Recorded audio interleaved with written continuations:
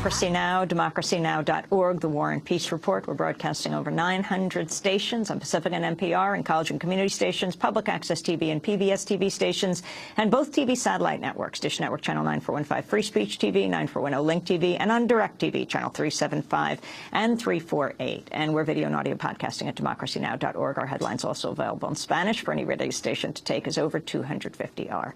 I'm Amy Goodman, and I'm joined for more on these midterm elections by three guests. Laura Flanders is the host of GritTV. Richard Kim is senior editor at The Nation magazine, and John Nichols is the Washington correspondent for The Nation magazine. I want to start with the Tea Party. Richard Kim, talk about the wins, the losses, and what this means. So, the Tea Party did have some considerable wins last night. You saw Marco Rubio winning by pretty big margins in Florida. It also had some losses, and those were the most extreme elements of the Tea Party. Christine O'Donnell, Sharon Angle. It looks like Joe Miller will probably lose in Alaska. So, they are responsible for, I would say, about half, really, of the Republican gains. The narrative out of last night, though, was that this was a huge Tea Party tidal wave, and that was what Marco Rubio and Rand Paul tried to set in their speeches, in their acceptance speeches. And even John Boehner said, we will reward you, we will remember the Tea Party. So going forward, they are going to be very aggressive about pursuing their legislative agenda, which is the repeal of everything, the repeal of the 20th century, basically. And it's a big question of whether sane Republicans will sort of step in there and say, you guys were responsible for some, but not all of our victories, and the country is not where you are, actually. That's the result, really, from last night. John Nichols, the analysis of the Tea Party and what they meant for the Republican Party? Sure. Look, the Tea Party is the best news that the Democrats had last night, because if Christine O'Donnell, Ken Buck, and Joe Miller had not defeated the candidates that the Republicans in Washington wanted, those candidates almost certainly would have won Senate seats, and we would be looking now at a Republican majority in the Senate. So while the Tea Party brought energy and some fresh and electable candidates in some states, in other states, particularly in your more moderate states, your swing states, the Tea Party actually brought the only candidates who could lose on Tuesday, and they did. Laura, you have edited a book at the Tea Party, The Wingnuts, Whack Jobs, Whitey, Whiteness of the New Republican Right, and Why We Should Take It Seriously. Well, I think it's important to look at who the Tea Party are, what the Tea Party is. I mean, let's remember, it's many different organizations. They wouldn't be there if it hadn't been for an enormous amount of money from a few, well, Simon Johnson calls them the 13 bankers. The Wall Street world that Barack Obama told, I'm the only thing that stands between you and the pitchforks, turned around, and for all the compromising that Barack Obama did to Wall Street and to the banksters who had brought us the crisis that he inherited when he was elected president, they turned around and poured money into the organizations that we think of as the Tea Party, other people as well. But, $75 million from the U.S. Chamber of Commerce, most of it, almost all of it, anonymous money. American Crossroads, Crossroads GPS, these outside groups funded by Karl Rove.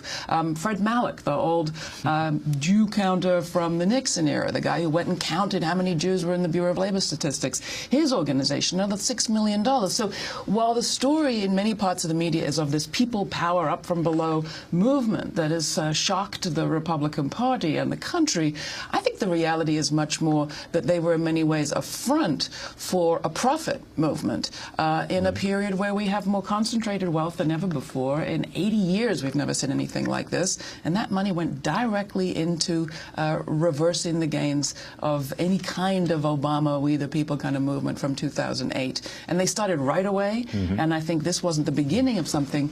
This was really, well, I call it the, thinking of Glenn Beck, the Bacchanal. This was sort of the orgiastic, irrational celebration of really 30 years of investment by the right. Has a little bit of a new face, a new media machine behind it and in front of it in some cases.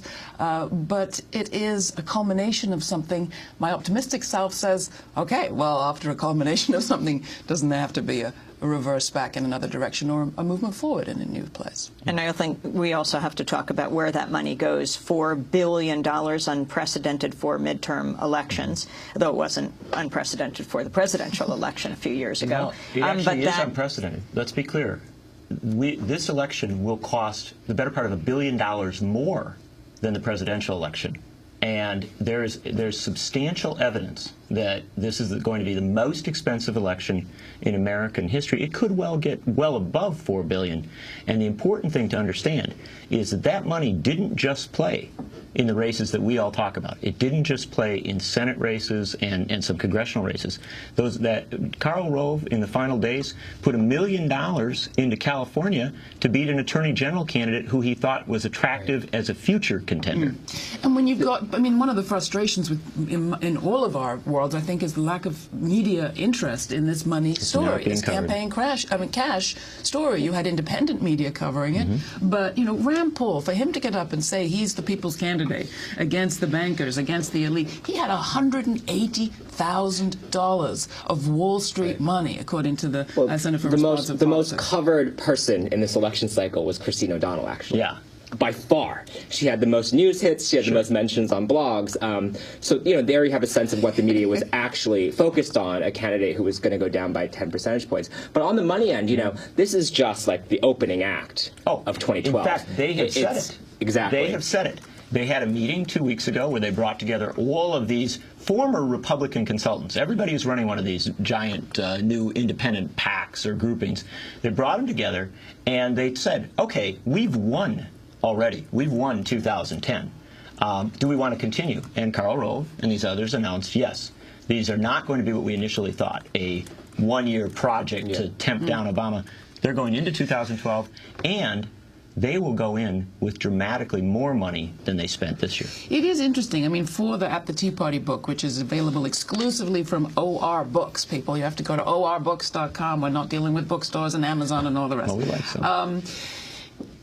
I attended some Tea Party meetings right here in New York, and I saw what was originally a very small kind of gathering of fairly disjointed, unhappy folks who had time on their hands. Most of them were unemployed, with a variety, a huge diversity of pet peeves, from guns to abortion to you name it.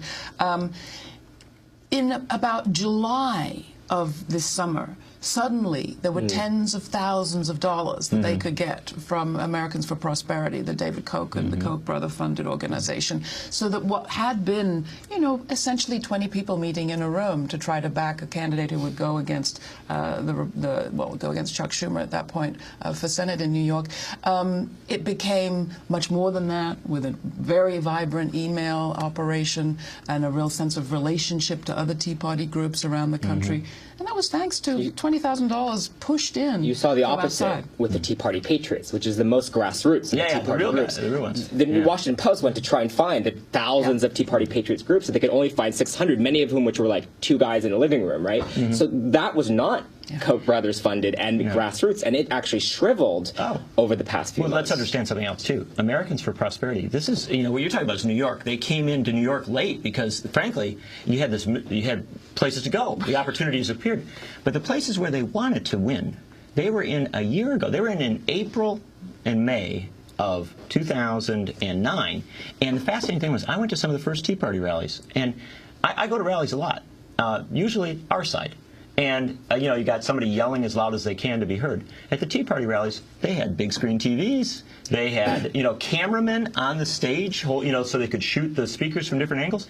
We're talking, you know, rallies in local communities around the country that had to cost $15,000, $20,000. I wanted to ask you, John Nichols, about Russ Feingold. Yes. The National Journal writes, the scope of the Democratic devastation is perhaps most evident in Wisconsin. Democratic Senator Russ Feingold was ousted by Republican Ron Johnson. Democrats lost 2 seats in the House and control of both chambers of the state legislature.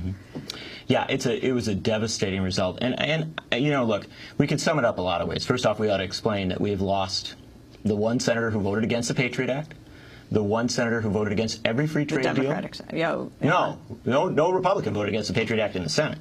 But the one who voted against every free trade deal because it was bad for workers and farmers, the one who voted against going to war in Iraq, and then was the first to ask for a timeline to get out of Iraq, the first to ask for a timeline to get out of Afghanistan, and the one who said that Bush should be censured for warrantless wiretapping. And the one who opposed the bank bailout and voted against Geithner. The confirmation of Tim Geithner. And the only Democrat who voted against the bank reform bill.